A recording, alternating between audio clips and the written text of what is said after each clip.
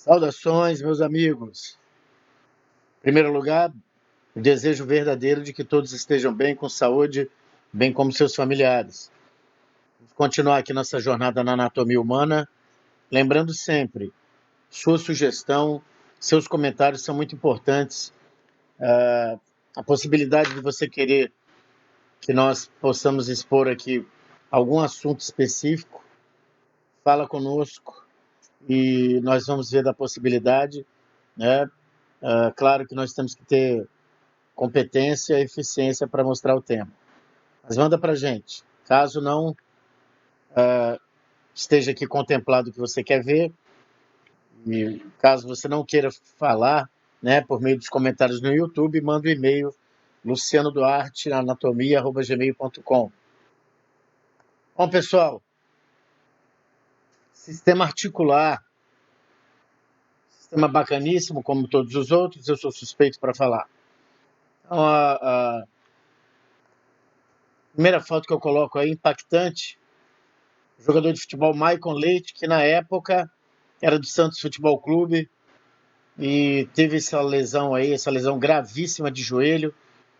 Vejam o posicionamento de uma articulação, o seu grau de deformidade, enfim, uma lesão grave. Esse jogador passou cerca de 6 meses se reabilitando.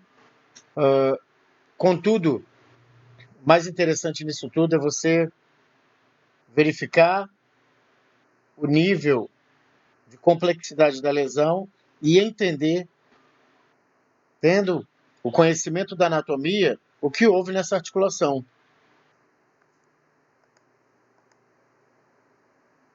Aqui não é um atleta, né? É uma dita pessoa normal. Olha a deformidade desses joelhos, olha a postura inadequada, e isso certamente vai implicar numa uma consequência funcional inadequada, quem sabe até ineficiente. Aqui, dois aspectos radiológicos de joelho, valgo e varo, onde nós observamos, sobretudo na anatomia humana, o quê? Uma irregularidade nos contornos ósseos, né? Desgastes, projeções, espículas ósseas, desalinhamento dos ossos, uma série de situações que nós podemos observar.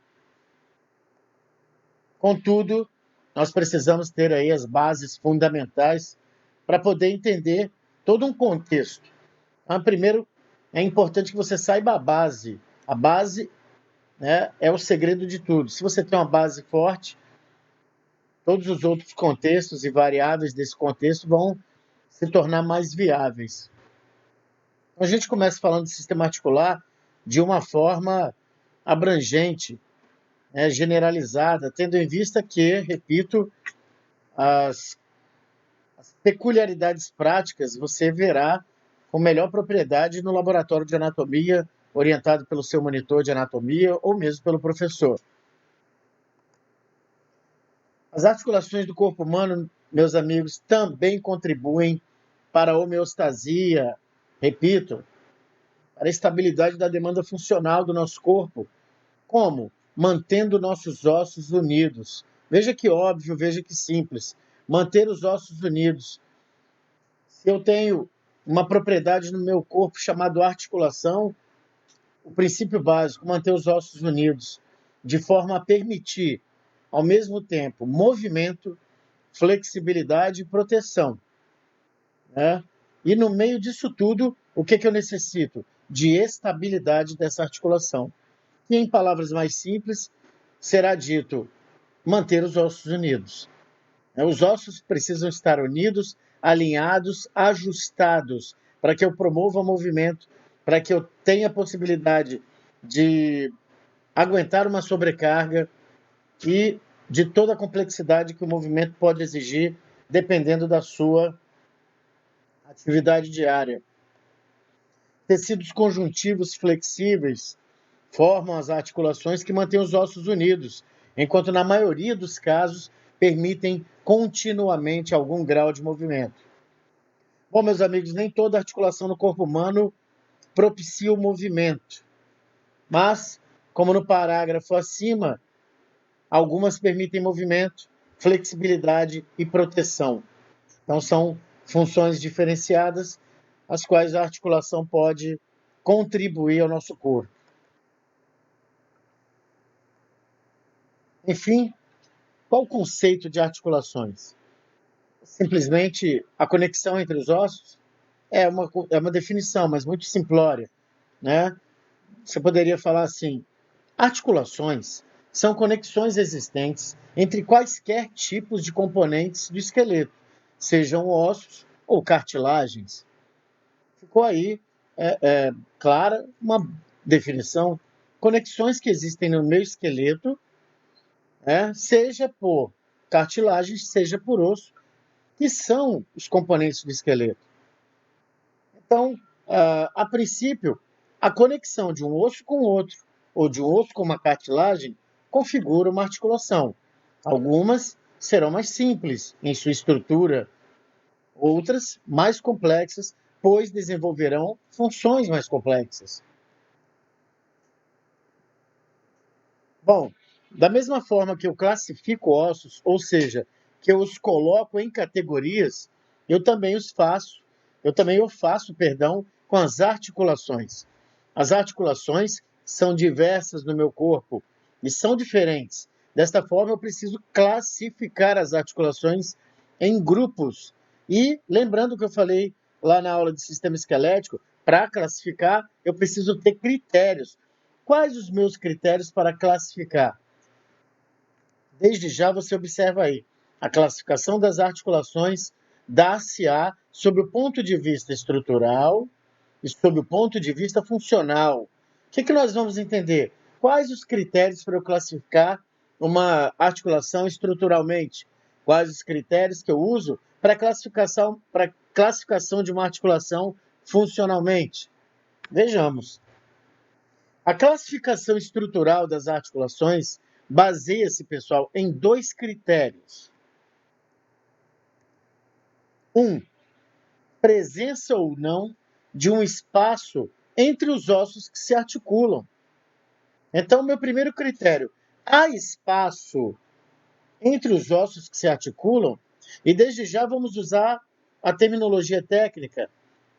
O nome do espaço entre os ossos que se articulam, quando existe, chama-se cavidade articular. Então, o primeiro critério na minha classificação estrutural das articulações é: existe cavidade articular em tal articulação? O outro critério é: que tipo de tecido conjuntivo eu tenho entre os ossos que se articulam em determinada articulação?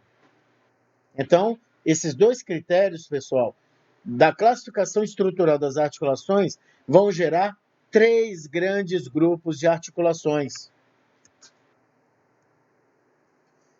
Articulações fibrosas. Então, vejam, nesse tipo de articulação, não existe cavidade articular, não existe um espaço entre os ossos que se conectam. E os ossos nesse tipo de articulação são conectados por tecido conjuntivo fibroso, rico em fibras colágenas. Outro grande grupo de articulação são as articulações cartilagíneas. Não existe também cavidade articular. E os ossos são conectados, o próprio nome, a denominação do grupo de articulação já define, né? Articulações cartilagíneas, os ossos são conectados por cartilagem. E as articulações sinoviais? Entre os ossos que se conectam, meus amigos, há cavidade articular. E existe a presença de um líquido nessa cavidade articular. O nome correto, sinóvia. Líquido sinovial é um termo já desatualizado. Então vejamos, a classificação estrutural das articulações respeita 2 critérios. existe cavidade articular? 2, que tipo de tecido encontra-se interposto entre os ossos que se conectam? E aí verificamos 3 grandes grupos: articulações fibrosas, onde não existe cavidade articular e onde os ossos se articulam, né, por meio de tecido conjuntivo fibroso rico em fibras colágenas. Articulações cartilagíneas também não dispõem de uma cavidade articular e os ossos são conectados por cartilagem. Já as articulações sinoviais possuem cavidade articular e o tecido que está entre os ossos que se articulam nesse tipo de articulação não é bem um tecido, é um fluido chamado sinóvia. Vocês vão ver daqui a pouco que a sinóvia é um fluido, é um líquido, contudo, com uma disposição, imaginei, clara de ovo crua. Ok? Bom, o que eu estou vendo aqui? Eu estou vendo primeiro aqui o crânio visto de cima, correto? Aqui eu tenho o osso frontal, aqui os dois ossos parietais e aqui o osso occipital. Notem, pessoal, essas linhas, né, parecem costuras. São chamadas suturas. Daqui a pouco nós veremos. É um tipo de articulação fibrosa. O que eu falei sobre as articulações fibrosas, pessoal? Estamos falando de classificação estrutural. Olha a estrutura. Osso articulado com osso, sem cavidade articular, e o tecido que conecta estes ossos é um tecido conjuntivo fibroso rico em fibra colágena. Outra estrutura. Veja, osso articulado com outro osso, tendo entre os dois ossos cartilagem. Veja essa. Osso articulado com outro osso, tendo entre os dois ossos cartilagem. Que tipo de articulação é essa, meus amigos? Articulação cartilagínea. Lembra dos critérios? Não há cavidade articular e o tipo de tecido que conecta os ossos nessa articulação é cartilagem. Observem aqui agora, pessoal, um esquema de articulação sinovial. Imaginem que isso aqui é uma articulação interfalângica, uma articulação entre duas falanges dos dedos. Houve um corte no plano coronal e nós estamos vendo a parte interna. Então, aqui você tem um osso, aqui você tem um outro osso. Aquela areazinha, lembram? No sistema esquelético, aquela área recoberta por cartilagem e que entra em contato, na articulação devida, chama-se face articular. Muito bem. Aqui é um espaço, pessoal. É um intervalo. É o que nós chamamos tecnicamente de cavidade articular. Nós veremos depois que nessa cavidade articular fica um fluido, a sinóvia. E a sinóvia vai fazer o quê? Vai lubrificar essa cartilagem que aqui está representada por azul. Então, a sinóvia que fica na cavidade articular, lubrificará as faces articulares. E aqui vocês veem cápsula articular, depois nós vamos desmembrar a respeito desses conceitos. O fato é que a articulação sinovial é a única que dispõe de cavidade articular. E, é claro, de outras características também, que depois nós falaremos. Veja aqui, articulações ocorridas na mão. Aqui a região radiocarpal, onde eu tenho o rádio se articulando com o escafoide e o semilunar, que são ossos do carpo. E aqui a ulna, que não se articula com os ossos do carpo, mas que dispõe da presença de um elemento intraarticular, ou seja, de dentro da articulação, chamado disco articular, que também conheceremos aí no decorrer do conhecimento das nossas articulações. Então, vejam que em todas as articulações sinoviais haverá o quê? Um espaço entre os ossos que se conectam. E eu já falei, O nome desse espaço é cavidade articular, insisto, e é onde haverá a presença de sinóvia. Classificação funcional das articulações, meus amigos. Um critério só, baseia-se no grau de movimento que a articulação permitirá.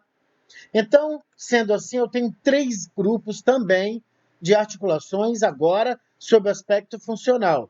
Esse primeiro momento da aula, vejam bem, será a respeito de conceito das articulações, antes um pouquinho como as articulações contribuem para a homeostasia e as classificações das articulações, seja no aspecto estrutural, com seus critérios, seja no aspecto funcional, com seu critério. Novamente, classificação funcional das articulações, né, se norteia pelo grau de movimento que a articulação vai permitir, ou não. Então, temos 3 grandes grupos. Sinartroses. Nesse tipo de articulação, pessoal, a articulação não produz movimento. Na anfiartrose, a articulação tem pouca mobilidade. E a diartrose, notem que ela é um pouco especial, né? Uma articulação com liberdade de movimentos. E uma dica: todas as diartroses são articulações sinoviais. Ok? Classificação funcional está aqui: sinartrose, anfiartrose, diartrose. Essa classificação funcional se dá por qual critério? No grau de movimento que a articulação permite ou não. E a articulação, enquanto classificação estrutural, depende se há cavidade articular e que tipo de tecido conecta os ossos que ali estão articulados. Um forte abraço a vocês. Logo vem outro vídeo de articulações dentro daquele raciocínio nosso de fragmentar bastante as aulas para que não fique enfadonho e chato. Forte abraço, muito obrigado pelas inscrições em massa aí que estão ocorrendo. Deixem seus comentários, mandem sugestões, os desejos de algum assunto que vocês queiram ver nós tratando aqui, desde que seja, claro, da nossa competência e eficiência, levar para vocês algo de qualidade, ok? Forte abraço, pessoal!